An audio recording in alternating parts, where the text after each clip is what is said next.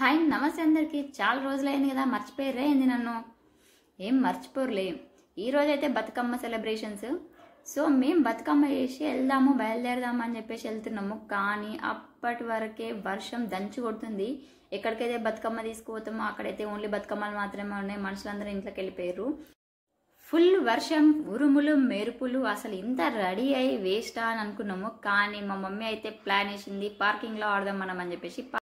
So పార్కింగ్లో ముగ్గేసి వచ్చింది. ఇప్పుడైతే పార్కింగ్లోనే బతుకమ్మ ఆడబోతున్నాము. చూడండి వీళ్ళ డెడికేషన్. అసలు ఫుల్ వర్షం వస్తుంది. ఫుల్ వర్షంలో కూడా బతుకమ్మ ఆడుతున్నారు తడిచిపోయి. ఇంకా మేమైతే పార్కింగ్లోనే ఆడిద్దామని చెప్పి డిసైడ్ అయిపోయి పార్కింగ్లో ఆడుతున్నాము.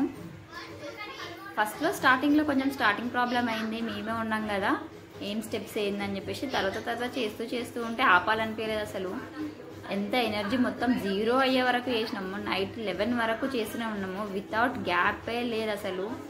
8కి స్టార్ట్ చేసినాం అనుకుంటా. బయట ఉంటేనేమో అందరూ చేస్తుంటారు కాబట్టి అప్పుడప్పుడు గ్యాప్ ఇస్తూ ఉంటాము. అప్పుడప్పుడు కాదు, అప్పుడప్పుడు చేస్తూ ఉంటాము. గ్యాప్ ఎక్కువ తీసుకుంటాము. సో అంత ఎనర్జీ లాస్ అయినట్టు అనిపించదు. ఇక్కడ చూడండి వీళ్ళు ఇంకా అదుర్స్. అసలు అంబ్రెలాలు పట్టుకొని మరీ డ్యాన్స్ చేస్తారు. పక్కన వాళ్ళని అందరూ అంబ్రెలా వాళ్ళు పట్టుకున్నారు.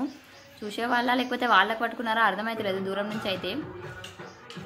ఇదిగో ఇక్కడే మేము బతుకమ్మ పెట్టి ఆడాల్సిన ప్లేస్, మా మమ్మీ వాళ్ళ ఇంటి పక్కనే. కానీ వర్షం వస్తుంది చూడండి. కొంచెం చన్నగా అయిందని చెప్పేసి ఆడుతున్నారు వీళ్ళంతా.